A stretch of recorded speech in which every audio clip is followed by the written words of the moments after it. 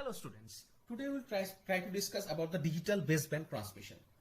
Although a significant portion of communication these days is in analog form, it is now being replaced rapidly by digital communication. Hence, the starting messages are assumed to be digital. In fact, to begin with, we shall consider that the binary case where the data consists of only two symbols, that is 1 or 0. We assign a distinct waveform, that is pulse, to each of these two symbols. The resulting sequence of these pulses is to be transmitted over a channel. At the receiver end, these pulses are detected and are converted back to binary data, that is ones and zeros. As a matter of fact, the pulse code modulation PCM, delta modulation DM, adaptive delta modulation ADM, etc. are used to convert an analog signal to digital data. This digital data is the sequence of binary symbols. This digital data needs to be transmitted over the channel. In digital data stream, the occurrences of ones and zeros is not exactly equal. Therefore, the signal contains frequencies right from very low frequencies to high frequencies. This means that the baseband transmission of digital data requires a low-pass channel. In other words, this channel should transmit very low frequencies as well as highest frequency that can be represented by the signal. Thus, the low-pass channel used to transmit digital data can be approximated by the low-pass filter or the LPF. When the digital data is transmitted over a channel, each received pulse is affected somewhat by adjacent pulses. This means that a signal received at a particular time is due to the transmitted pulse and some interference due to the adjacent pulses. This interference due to the adjacent pulses is known as inter-symbol interference, or short form is much more popular. We call this thing as ISI. Because of this interference, that means the ISI, the received signal is distorted from the expected value. Therefore, errors are introduced in the detection of the symbols. To control the effects of ISI, care is taken so that the interference between the transmitted symbols is minimum. This needs pulse shaping. Further, we know that any transmission channel adds noise to the signal. This noise is known as the channel noise. The channel noise is normally additive white noise. Thus, a noisy signal is received at the receiver. In the presence of such noise, the receiver should decide which of the possible waveform was transmitted. When this decision is made, then the symbol 1 or 0 is recovered exactly without any noise. Therefore, the channel noise can introduce errors in the signal and decision for a particular symbol can be wrong. This means that the ISI and channel noise simultaneously affect the received signal and create errors in the signal.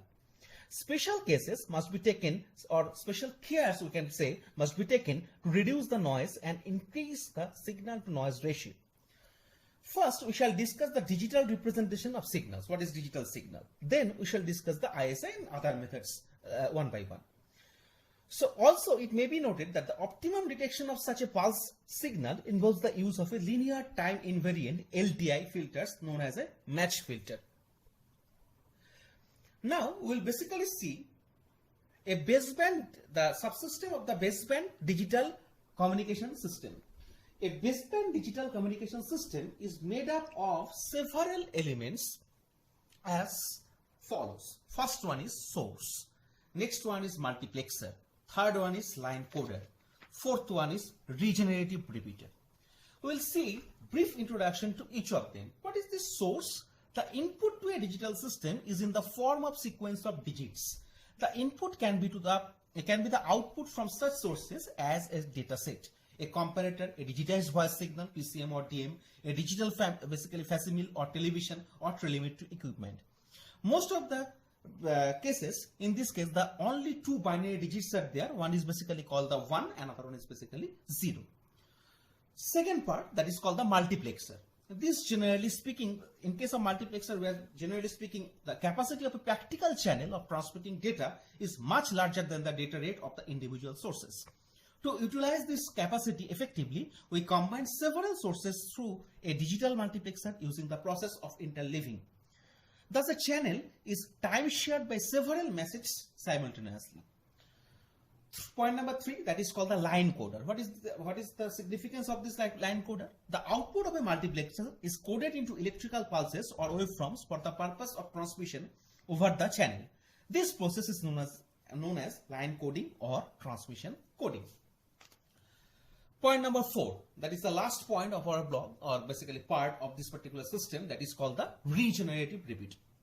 Regenerative repeaters are used at regularly spaced intervals along a digital transmission line to detect the incoming digital signal and regenerate new clean pulses for further transmission along the line. This process periodically eliminates and thereby combats the accumulation of noise and signal distortion along the transmission path.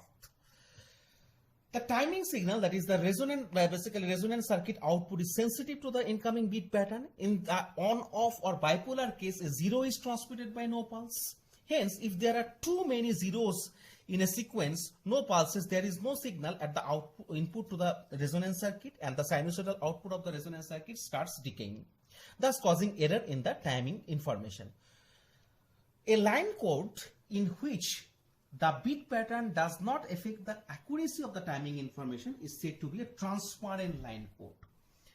So that's all for today. Next lecture, we will try to discuss to the introduction to discrete PAM signal, that is the digital data formats. Thank you all. Goodbye. Hello students.